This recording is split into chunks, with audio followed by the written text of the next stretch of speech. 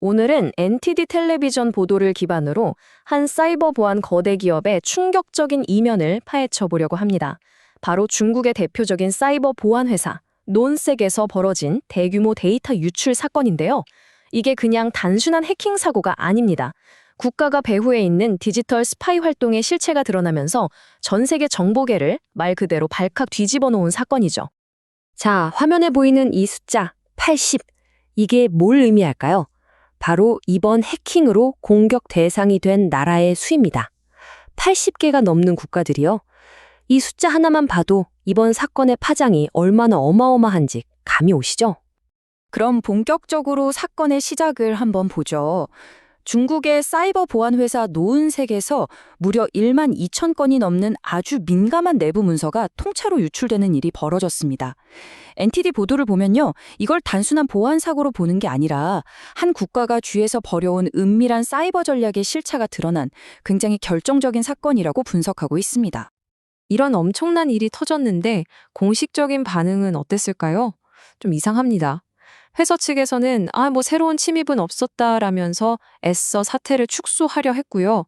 중국 외교부는 아예 우리는 그 상황 잘 모른다 이렇게 딱 선을 그었죠. 하지만 이미 세상에 공개된 문서 속 진실은 이들의 해명과는 전혀 다른 방향을 가리키고 있었습니다. 자, 그럼 그 전 지구적인 파장이라는 게 대체 어느 정도였을까요? 이게 그냥 어느 나라를 해킹하자 이런 목표 리스트 정도가 아니었습니다. 유출된 문서를 들여다보면 각 나라의 핵심 인프라를 직접 겨냥해서 구체적으로 어떤 데이터를 훔쳤는지 그 증거가 고스란히 담겨 있었어요. 몇 가지 구체적인 사례를 보면 정말 입이 떡 벌어집니다. 인도 이민국에서는 95GB에 달하는 데이터, 대만에서는 도로 계획 데이터 459GB가 넘어갔고요. 특히 한국의 LG U+ 같은 경우에는 무려 3TB 분량의 통화 기록이 통째로 유출됐습니다. 3TB면 이게 영화 수백 편에 달하는 엄청난 양이거든요. 이건 그냥 정보 좀 훔쳐보는 수준이 아니라 국가의 핵심 기반 시설과 우리 국민들의 사생활을 직접적으로 노린 아주 심각한 안보 위협이라고 볼 수밖에 없습니다. 아니, 대체 어떤 도구를 썼길래 이렇게까지 할 수 있었을까요? 이번 유출 덕분에 그들이 숨겨왔던 정교한 디지털 무기고의 실체가 드러나게 됐습니다. 문서를 분석해보니 이들의 주력 무기는 바로 트로이 목마 바이러스였습니다. 여러분, 트로이 목마 아시죠? 정상적인 파일인 척 위장해서 시스템에 몰래 들어온 다음에 원격으로 모든 걸 조종하는 방식 말입니다. 근데 더 무서운 건 이게 윈도우, 맥, 리눅스는 물론이고 우리가 매일 쓰는 아이폰이랑 안드로이드 폰까지 가리지 않았다는 거예요.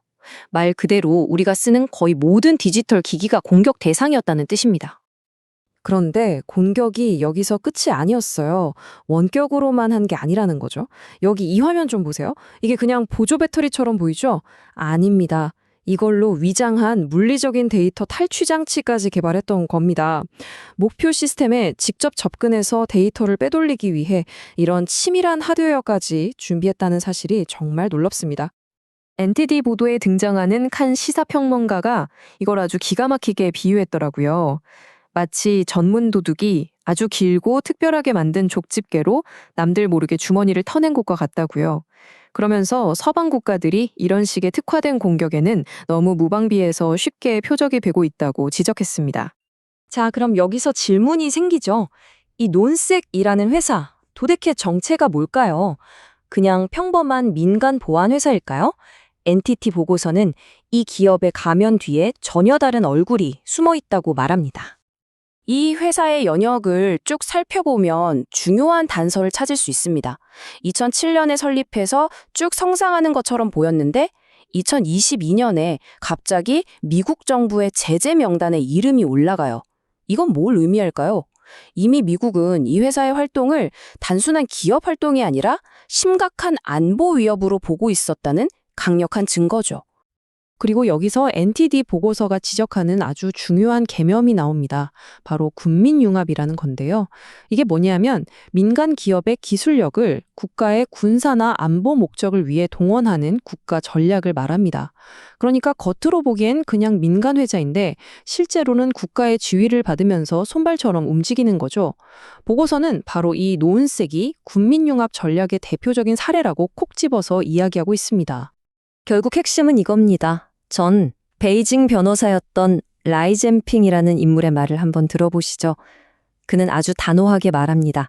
노훈색은 사실상 중국 공산당이 통제하는 국영기업이고 이 회사의 가장 중요한 임무는 바로 외국에 대한 해커 공격을 감행하는 것이라고요.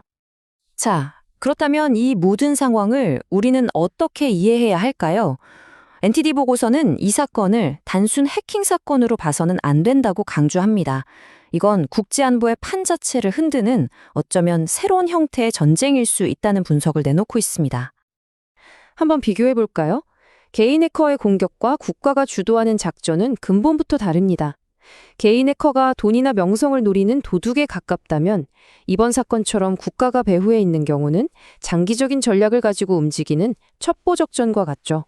그러니까 이건 일회성 범죄가 아니라 아주 치밀하게 계획된 거대한 정보전쟁의 한 조각이라는 분석이 나오는 겁니다. 결론적으로 NTD 보고서는 이렇게 정리합니다. 이번 논색 파일 유출 사건은 그동안 소문으로만 무성했던 국가가 배후에서 지원하는 대규모 사이버 정보전이 실제로 존재하고 지금 이 순간에도 전 세계를 상대로 벌어지고 있다는 것을 보여주는 너무나도 명백한 증거라고 말이죠. 앞서 등장했던 라이젠핑 변호사는 마지막으로 이런 경고를 남깁니다. 첨단 기술 시대의 사이버 공격은 본질적으로 전쟁의 한 형태입니다. 그리고 이걸 막기 위해서는 국제사회가 지금보다 훨씬 더 효과적으로 힘을 합치고 기술을 개발해서 함께 대응해야 한다고 강력하게 촉구하고 있습니다. 이제 국경이라는 개념이 무의미한 디지털 스파이 활동이 일상이 된 시대입니다. 이런 시대에 우리가 생각하는 국가 안보란 과연 무엇을 의미할까요?